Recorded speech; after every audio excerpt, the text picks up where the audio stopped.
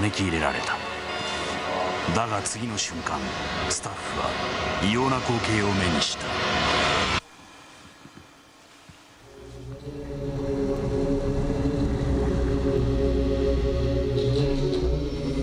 それはおびただしい数の奉納された夫婦の絵だった。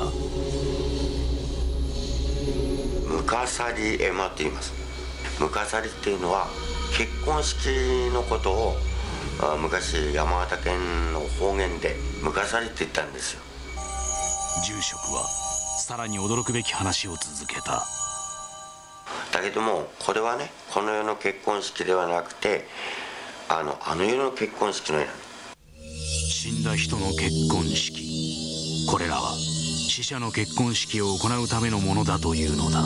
上のね観音堂っていうのがあって国の重要文化財になってるんですけども、そこはこの世の結婚式場なんですよ。それに対してここはあの世の結婚式場みたいなもんで、供養を行ってるんです。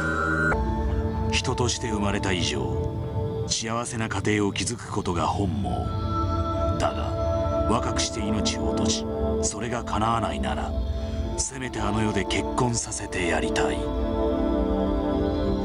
そんな親心がムカサリ絵馬を生んだのではないか、そう住職は述べた。である。これはコピーなんですけれども、お仲間に行った先に胃をめられて、この今には魂が入ってるからっていうので、代わりにこのコピーを収められたというようなことらしいんですね。絵馬に死んだ人の魂が宿る、そんなことがあり得るというのか。思いが宿ってそこにやっぱり霊がね入ってるみたいなことはあると思います。その霊能力者が見たのはこの一枚だが、他の絵馬に同じことが起こっていても何ら不思議はない。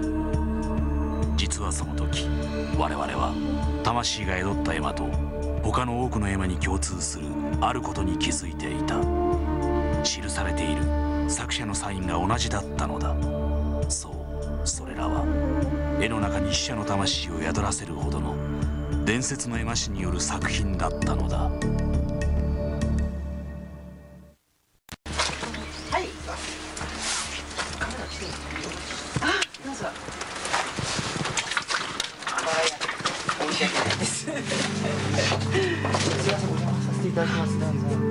この女性が伝説の絵馬師だった。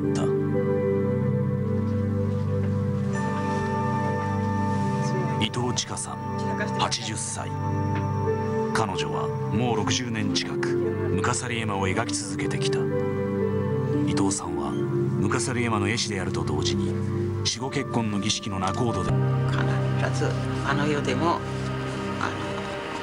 この幸せな結婚式はあると思います。だって魂は永遠ですもの。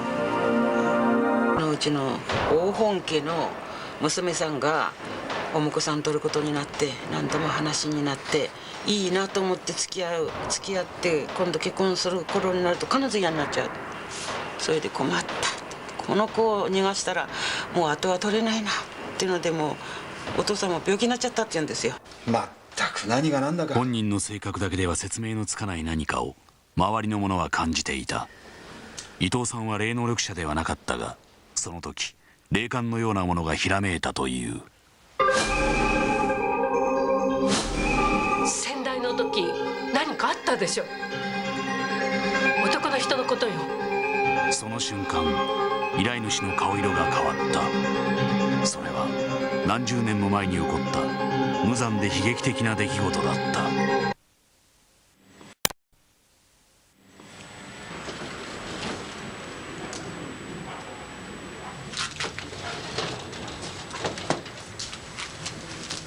大地主の本家に嫁いだその女性は毎日家の主の目を盗むように蔵に入らなければならない事情があった。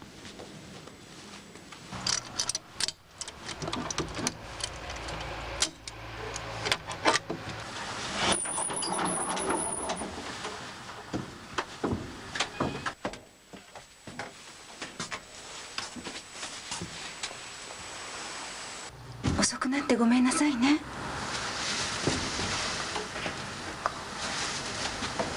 お腹空いたでしょ。鍵のかけられた蔵の中に閉じ込められていたのは彼女の息子。それは本家の紛れもない長男であり、跡取りになるはずの子供だった。だがその子は家の主から忌み嫌われていた。それはなぜか。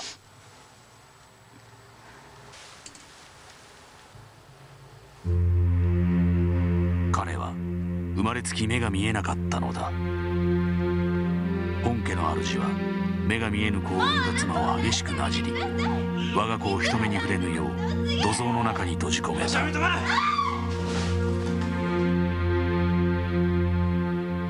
主とそして姑は子供を外に出すことを絶対に許さなかった。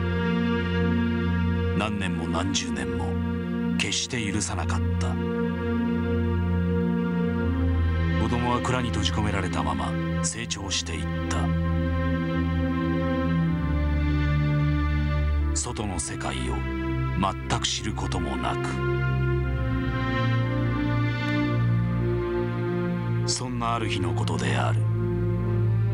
そしてそれが36になって、それで夕方なんか隣近所の人がずっとこのうちの前を通ったら、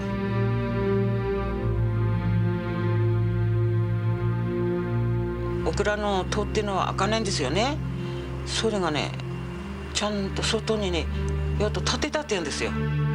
しかし男に逃げ出すことなどできるはずがなかった。その時すでに男は蔵の中で一人寂しく息絶えていたのだ。本家の跡取りになるはずだった男。この話を聞いた伊藤さんは彼のために心を込めて絵馬を描いた。だが深夜絵馬を描いている時、異変が起こったという。でこう後ろ向いてこう走るとピーッと上がった音してパチンって音するんですよ。でちょっと後ろ見たら全然何にもなってないです。変だな。またパチンって3度目です。あなたなって言ったら今度ガバーッとんぼさったんですよ、私に。で重たいこと思ったこと。あ、分かった分かった分かった、いいよお嫁さん今授けるとこなんだから勘弁してあげてって言ったら、なんか軽くなってね、で一生懸命書いて。そして死後結婚の儀式を行ったところ、それまでのことが嘘のように本家の娘は結婚し跡取りを設けた。ムカサリエマは死者の魂を条例し災いも払うのである。なのだ。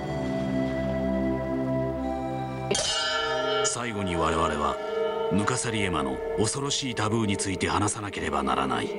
それは伊藤さんが絵馬師になる以前の話だという。結婚を間近に控えながら急死してしまった娘の家族がせめてもの慰めにと婿になる予定だった男性の名前をムカサリエマに相手役として書き込んだのだという。そうしたら連れて行かれちゃった、死んじゃったって言うんですね。死者の結婚相手は架空の人物でなければならない。